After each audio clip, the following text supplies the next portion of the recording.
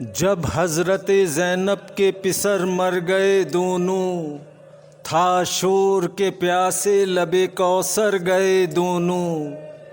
छोटे थे मगर नाम बड़े कर गए दोनों, दरबार मोहम्मद में बराबर गए दोनों।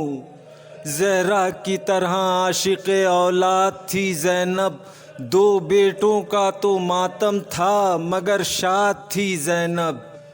दो बेटों के मरने की यकायक खबर आई, न रोई न मातम किया न खाक उड़ाई। मुँह से न कहा ये कि लुटी किसकी कमाई, पूछा तो ये पूछा कि सलामत तो हैं भाई। समझी न कि दुनिया से ये प्यारे गए किसके, ये भी न कहा लाडले मारे गए किसके।